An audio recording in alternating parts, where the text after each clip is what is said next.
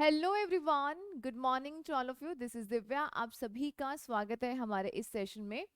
आज हम एक बहुत ही इम्पॉर्टेंट टॉपिक को डिस्कस करने वाले हैं जो हमारा रिलेटेड है चंद्रयान 3 से। कल ही लॉन्च हो गया है सक्सेसफुली और ये एक बहुत ही प्राउड मोमेंट है एक एवरी इंडियन के लिए। तो इसको आज हम लोग डिस्कस करने वाले हैं। कल आप इसके बारे में देख चुके होंगे कि किस प्रकार से सक्सेसफुली लॉन्च हो गया है और आगे ये कब तक पहुंचेगा या फिर मून के ऑर्बिट में कब तक ये एंटर कर जाएगा। उसके अलावा यहाँ से क्या क्या इम्पॉर्टेंट क्वेश्चंस बन सकते हैं, मतलब एक पूरा ऑल इंफॉर्मेशन हम इस क्लास के अंदर डिस्कस करने वाले हैं। ये हमारा चंद्रयान 3 मिशन है। इससे पहले कौन कौन से मिशन भारत के द्वारा भेजे गए हैं और इस मिशन के बाद भारत ने कौन सा इतिहास रच दिया है, ये सारी बातें हम जानेंगे इस वीडियो के अंदर। तो अगर आप भी जानना चाहते हैं तो लास्ट तक बने रहिएगा। ये सेशन आपके एग्जाम्स के लिए भी बहुत इंपॉर्टेंट है और जो खासकर रुचि रखते हैं स्पेस के अंदर उनके लिए भी ये काफी ज्यादा इंपॉर्टेंट रहेगा।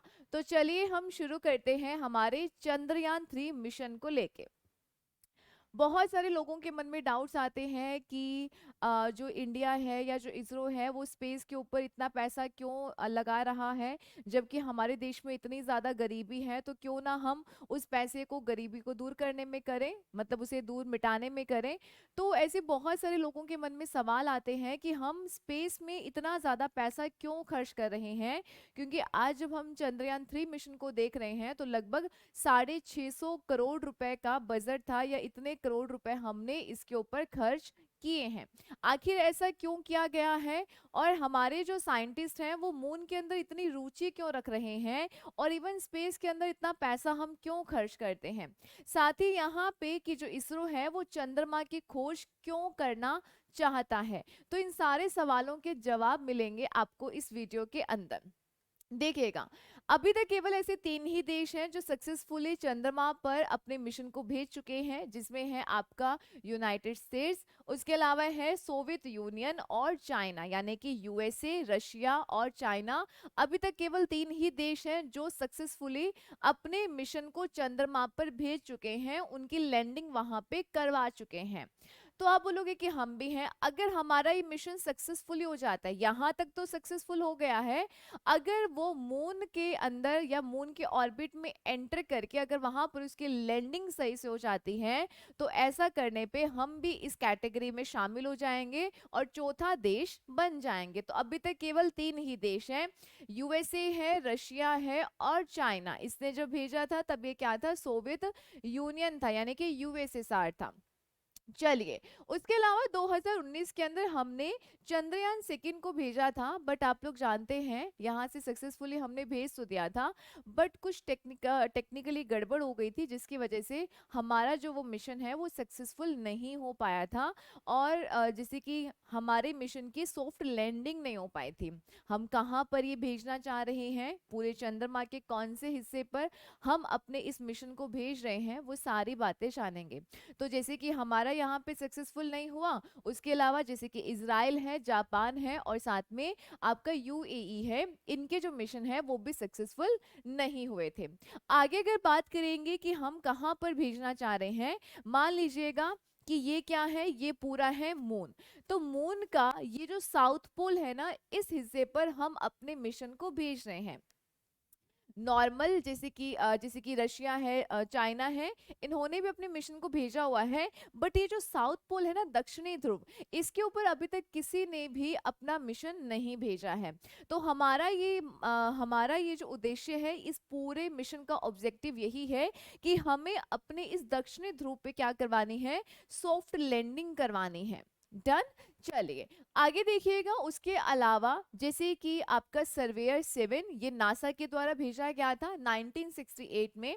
और उसके अलावा चाइना का चैंग 4, ये भी काफी इंपॉर्टेंट है। इसने भी चंद्रमा के यहाँ पे ध्रुव पर उतारने वाला पहला, या चंद्रमा से आप बोल सकते हैं चंद्रमा पर उतारने वाला चाइना भी एक ऐसा पहला देश बन गया था। और रशिया ने कहाँ पे, आपका जो नासा है ना, नासा ने इक्वेटर से थोड़ा सा दूर यहाँ पे लैंडिंग करवाई है।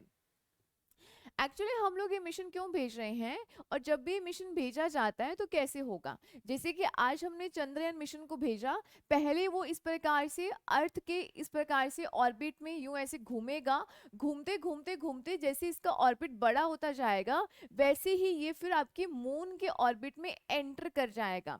तो यहाँ पे मून के ऑर्बिट में यानी कि उसकी कक्षा में जब वो एंटर करेगा या लैंडिंग करेगा, तब डेट लगभग कौन सी रहेगी, तो डेट रहेगी 23 से 24 अगस्त, यानी कि उस दिन को ये यहाँ पर लैंड करेगा चंद्रमा पर।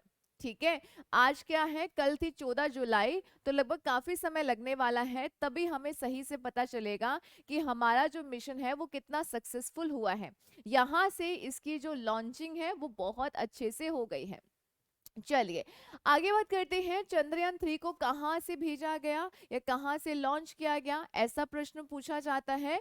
तो सतीश धवन या ये श्री हरिकोटा में है, आंध्र प्रदेश। ठीक है, श्री हरिकोटा के सतीश धवन अंतरिक्ष केंद्र से लॉन्च किया गया है।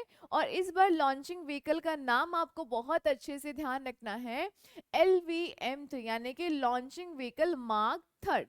लास्ट टाइम हमने जो चंद्रयान सेकंड को भेजा था वो था GSLV, कौन सा था, GSLV मार्क थर्ड था। इसी का ही दूसरा या इसी को ही हम लोग इस बार किस नाम से बुला रहे हैं, LVM-3 के नाम से बुला रहे हैं। प्रश्न बहुत इंपॉर्टेंट बनेगा, आप चाहे किसी भी एग्जाम की तैयारी कर रहे हैं यहाँ से प्रश्न जरूर बनेगा, मोस्ट मोस्ट इंपॉर्टेंट है।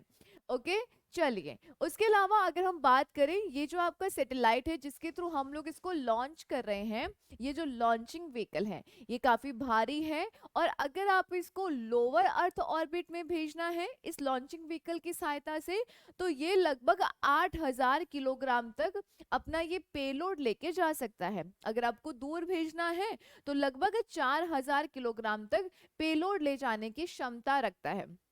हमारे पास पहले टेक्नोलॉजी नहीं थी या हैवी एक लॉन्चिंग व्हीकल हमारे पास नहीं था कि हम ज्यादा से ज्यादा पेलोड को भेज सके, ज्यादा से ज्यादा सामग्री को भेज सके। बट अभी ये वाला जो आपका मार्क थर्ड है इसके अंदर ये हमारी कैपेसिटी है। ओके, तो ये ध्यान रखिएगा, लिफ्ट ऑफ मास कितना है, 640 टन यहाँ पर रहने वाला है। हाइट वगैरह याद रख लीजिएगा, बट इतना डिटेल से आपसे नहीं पूछेगा। ओके, चलिए उसके अलावा हमने यहाँ पे क्या किया है, एक क्रायोजेनिक इंजन का इस्तेमाल किया है। क्रायोजेनिक समझते हैं ना, जो काफी कम टेम्परेचर पे काम करे, उसका नाम है CE-20 क्रायोजेनिक इंजन 20। ये इंपॉर्टेंट रहेगा, ये आपको अच्छे से याद रखना है। साथ ही हमने यहाँ पे 2 सॉलिड रॉकेट बूस्टर भी लगाए हैं, यानी कि हमने सॉलिड फ्यूल का भी इस्तेमाल किया है, उसका नाम है S-200।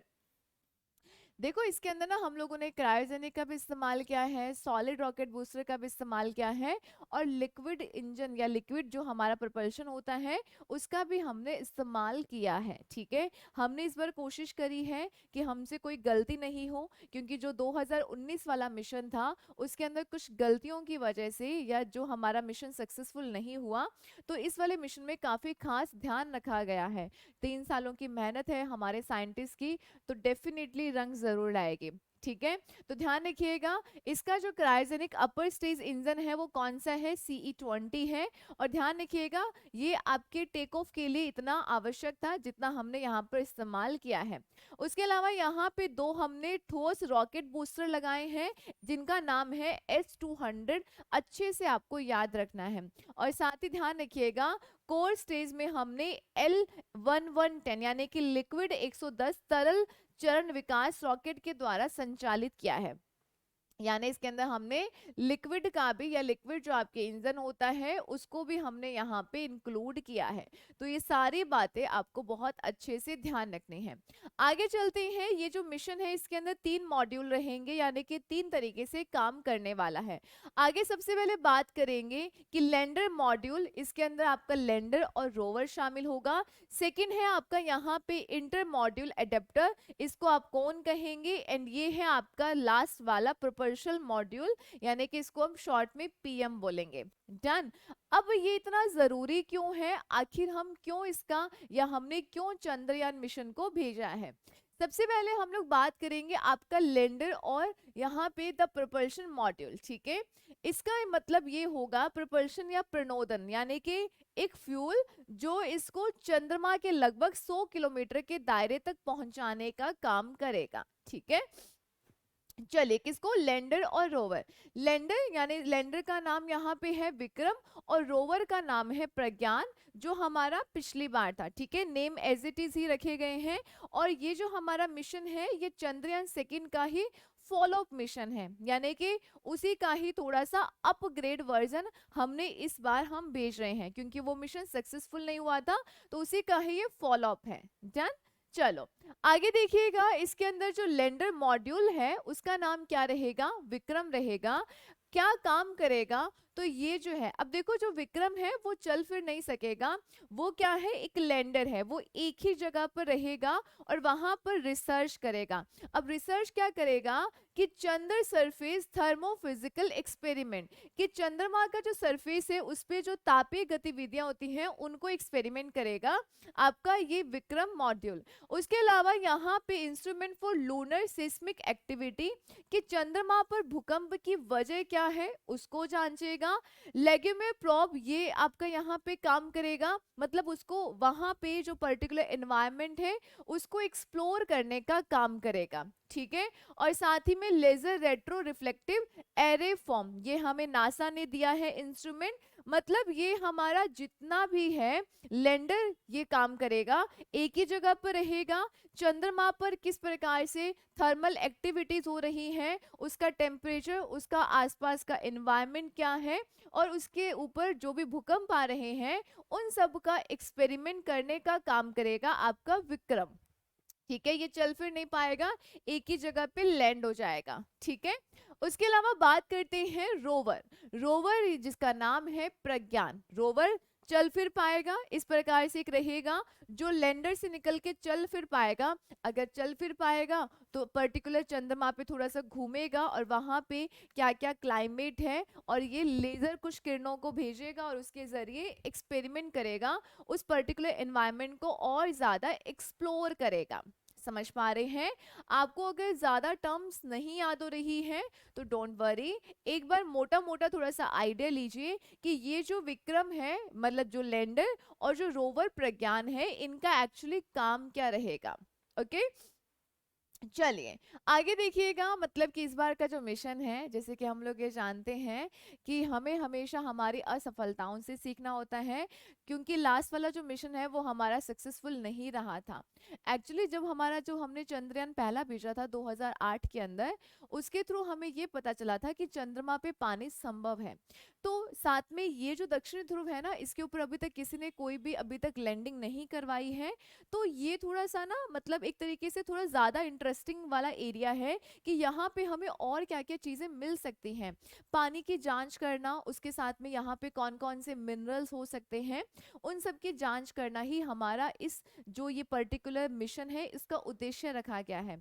अगर हम इसके अंदर सक्सेसफुल हो जाते हैं तो हम दूसरे जो देश हैं उनके मिशन को भी भेज पाएंगे और हम काफी अच्छा रेवेन्यू भी यहाँ से जनरेट कर सकते हैं, ठीक है। तो लास्ट वाला जो मिशन है जो हमारा सक्सेसफुल नहीं हुआ था, तो हमारे जो इसरो के चेयरमैन है एस सोमनाथ, उन्होंने बोला कि ये जो हमारा मिशन है ये फेलियर पे ही बेस्ड है, यानी कि हम जो फेल हुए हैं ना उसको ही ध्यान में रखते हुए ही हम इस मिशन के ऊपर हमने काम किया है, ठीक है। इन्होंने बोला कि हमेशा क्या होता है कि असफलताओं से सीखना होता है, और ये बात सही भी है। हम जहां जहां असफल हो रहे हैं हमें वहां पे अपनी कमियां देखनी है कि आखिर रीजन क्या रहा था जिसकी वजह से हम यहाँ पे सक्सेसफुल नहीं हो पाए। अगर हमें कमियां पता चल जाती हैं देन हम उसको दूर करेंगे और डेफिनेटली सफलता के बहुत करीब पहुंच जाएंगे या फिर सफल हो जाएंगे। चलिए उसके बाद में हमने यहाँ पे और क्या क्या चीजें चेंज करी हैं, जैसे कि पिछली बार हमारी लैंडिंग सॉफ्ट नहीं हुई थी, एकदम से हमारा क्रैश हो गया था, तो हमने लैंडिंग क्षेत्र का विस्तार किया है, यानी कि एरिया हमने बड़ा कर दिया है। लैंडर को अधिक ईंधन हमने उपलब्ध कराया है, जो लैंड करेगा विक्रम हमने उसको ईंधन या फ्यूल बहुत ज्यादा प्रोवाइड किया है ताकि उसको कोई भी दिक्कत नहीं हो। उसके अलावा लैंडर जो है अब लैंडिंग साइट निर्धारित करने के लिए केवल उन चित्रों पर निर्भर नहीं करेगा जो उतरने के दौरान क्लिक करता है। एक्चुअली होता क्या है, इनके ऊपर बहुत सारे कैमराज होते हैं बहुत अच्छी क्वालिटी के, तो ये पिक्चर्स को क्लिक करता है और बताएगा कि यहाँ यहाँ पे ऐसी ऐसी जगह है तो क्या मुझे लैंड करना चाहिए। तो इस बार क्या है कि हम सिर्फ उन पिक्चर्स के ऊपर डिपेंड नहीं कर रहे हैं, और भी हम वहाँ पे बहुत सारी कंडीशंस को देखेंगे कि क्या ये सुटेबल है यहाँ पर लैंड करना, उसके बाद ही लैंडिंग का डिसीजन लिया जाएगा। उसके अलावा यहाँ पे इसका ऑब्जेक्टिव क्या है, अगर मैं यहाँ पे बात करूं कि ये जो हमारा मिशन है इसका ऑब्जेक्टिव क्या है, यानी कि उद्देश्य क्या है। सबसे पहला, चंद्रमा के सरफेस पे या उसका जो दक्षिणी ध्रुव है उसके ऊपर एक सफल और सुरक्षित लैंडिंग करना, ये हमारा उद्देश्य है। चंद्रमा पर रोवर को घुमाना, एक्सप्लोर करना चीजों को, ये हमारा उद्देश्य है। और साथ ही में अगर ये यहाँ पे लैंड हो जाता है तो जो साइंटिस्ट है वो यहाँ से काफी सारे एक्सपेरिमेंट्स कर सकते हैं। ठीक है, ये हमारे इस मिशन का मेन ऑब्जेक्टिव रखा गया है। चलिए, अब यहाँ से और भी चीजें हैं। इसरो चंद्रमा के दक्षिण ध्रुव का पता ही क्यों लगाना चाहता है, कहीं और क्यों नहीं, क्योंकि दक्षिण ध्रुव पे लैंडिंग करना बहुत ज्यादा मुश्किल है। इसकी बजाय हम कहीं और पे भी तो लैंड कर सकते थे, तो हमने इतना डिफिकल्ट ही जगह हमने क्यों चुने। ठीक है, देखिएगा, वाटर रिसोर्सेज का पता लगाना मुख्य उद्देश्य है। यहाँ पे जो साइंटिस्ट है वो अपना डिस्कवर कर सकते हैं कि एक्चुअली यहाँ पे और क्या क्या हमें मिल सकता है, संभावनाएं यहाँ पे क्या क्या हो सकती है। उसके अलावा ग्लोबल कोलैबोरेशन में हमें सहयोग मिलेगा, यानी कि अगर हमने यहाँ पे लैंडिंग करवा ली तो दूसरे देश भी हमारे पास आएंगे यहाँ पे अपने मिशन को लेकर। ठीक है, तो इससे हम कोलैब कर सकते हैं और रेवेन्यू जनरेट कर सकते हैं। साथ में हम यहाँ पे जो भी टेक्नोलॉजिकल या टेक्निकल जो भी एडवांस टेक्नोलॉजी है हम यहाँ पे उसको सीख पाएंगे। मतलब बहुत सारी चीजें हमें यहाँ पर मिलेंगी, बहुत सारे मिनरल्स का पता चल सकता है, बहुत सारी चीजें। अब वो जब वहां पे लैंड होगा तभी उन सारी चीजों को हम लोग यहाँ पे बता पाएंगे। उसके अलावा हमने 2008 के अंदर अपना मिशन पहला लॉन्च किया था, चंद्रयान फर्स्ट। उसी से हमें ये पता चला था कि यहाँ पर पानी की संभावना हो सकती है, तो इसीलिए अभी भी हमें उम्मीद है कि यहाँ पर पानी हमें जरूर मिलेगा। ठीक है, और इसीलिए हम यहाँ पर अपना जो मिशन है वो भेज रहे हैं। ठीक है, उसके अलावा जो पहला मिशन था इसने भी काफी ज्यादा यहाँ पे रोटेट किया था, लगभग 3400 यहाँ पे कक्षाओं के अंदर या 3400 बार इसने घूमा था। ठीक है, और उसके अलावा एक ऑर्बिटर था, एक इम्पैक्टर भी शामिल था। ये दोनों ही किसने विकसित किए थे, ये दोनों ही इसरो के द्वारा ही डेवलप किए गए थे। डन, यहाँ पे छोटी थोड़ी बहुत चीजें आप याद रख लीजिएगा, बाकी और ज्यादा कुछ नहीं है। उसके अलावा ये जो मिशन था लगभग 312 दिनों के लिए चालू था, और उसके बाद में कुछ टेक्निकल मतलब इशू हो गया था इम्पैक्टर के अंदर, और उसके बाद में ये जो मिशन है ये हमारा खत्म हो गया था। उसके बाद में हमने जुलाई 2019 के अंदर हमारा दूसरा एक मिशन भेजा था, चंद्रयान सेकेंड। उसके बारे में भी आप काफ़ी अच्छे से जानते हैं, पीएसएलवी का हमने इस्तेमाल किया था, और इसके अंदर भी हमारी सॉफ्ट लैंडिंग नहीं हो पाई थी, क्रैश हो गया था, जिसकी वजह से ये जो मिशन है वो हमारा सक्सेसफुल नहीं हो पाया था। और उसी के बाद ही अभी हमने कौन सा भेजा है, उसके बाद ही हमने हमारा चंद्रयान थर्ड भेजा है, जो काफ़ी ज़्यादा इम्पॉर्टेंट है। आपके आने वाले जितने भी एग्जाम्स हैं उनमें इससे रिलेटेड प्रश्न जरूर बनेगा, 100% गारंटी है। ठीक है, तो ये सारी बातें आपको बहुत अच्छे से ध्यान रखनी है। अब जान लेते हैं मून मिशंस को लेकर क्या क्या हिस्ट्री रही है, किस किस ने अपना मून मिशन भेजा था और वो कब कब सक्सेसफुल हुआ था। सबसे पहले बात करते हैं 1958 के अंदर संयुक्त राज्य अमेरिका ने भेजा था, परंतु 77 सेकंड चला, उसके बाद में खत्म। ठीक है, तो वो सक्सेसफुल नहीं हो पाया। उसके बाद में उन्होंने 1959 के अंदर लूना सेकेंड को भेजा था, और ध्यान रखिएगा ये एक ऐसा पहला मिशन था जो जिसने किसी पर्टिकुलर किसी अन्य पिंड के ऊपर अपना जो मिशन है या उसके लिए अपना मिशन भेजा था। अगर थर्ड बात करते हैं 1959 के अंदर लूना थर्ड ने चंद्रमा की दूर की तस्वीरें लेने वाला पहला अंतरिक्ष यान था। अगर बात करेंगे 1961 में नासा ने भी अपना एक लॉन्च किया, रेंजर 1। ठीक है, परंतु ध्यान रखिएगा ये अंतरिक्ष यान चंद्रमा पर जाने से पहले पृथ्वी के चारों ओर पार्किंग कक्षा में जाने की व्यवहार्यता का परीक्षण करने के लिए डिजाइन किया गया था। यानी कि अगर हमें चंद्रमा पर अपना यान भेजना है तो वो किस प्रकार से पृथ्वी के ऑर्बिट के अंदर घूमेगा और किस प्रकार से फिर चंद्रमा के ऑर्बिट में जाएगा, तो इसके लिए ये एक पर्टिकुलर भेजा गया था मिशन।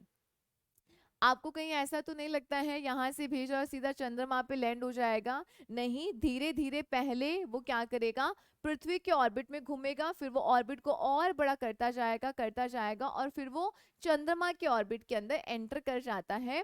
इस तरीके से रहता है ये पूरा सिस्टम। आगे देखिएगा, यहाँ से अगर हम लोग बात करें तो ये जैसा आप खुद से रीड कर सकते हैं कौन कौन सी यहाँ पे हिस्ट्री रही है, बट अच्छे से ध्यान रखिएगा कि हमारा जो मिशन है फर्स्ट एंड सेकंड और थर्ड, ये काफी ज्यादा इंपॉर्टेंट रहेंगे। ये सारा आपको एज ए पीडीएफ में मिल जाएगा हमारी Telegram channel Divya Chandani ma'am पे। अब वहां पे पीडीएफ को कलेक्ट कर सकते हैं। आपको ये सेशन कैसा लगा आप अपने कमेंट सेक्शन के अंदर जरूर बताइएगा, और ऐसे वीडियोस आपको मिलते रहेंगे। करंट अफेयर की जो क्लासेस है वो कल से रेगुलर हो जाएंगी, और काफी सारे बच्चों के डाउट्स है कि साइंस की क्लासेस शुरू नहीं हो रही हैं, तो वो भी मंडे से शुरू हो जाएंगी। और मिलते हैं हम लोग नेक्स्ट सेशन में। अगर सेशन अच्छा लगे तो लाइक शेयर जरूर कीजिएगा। Take care, bye bye.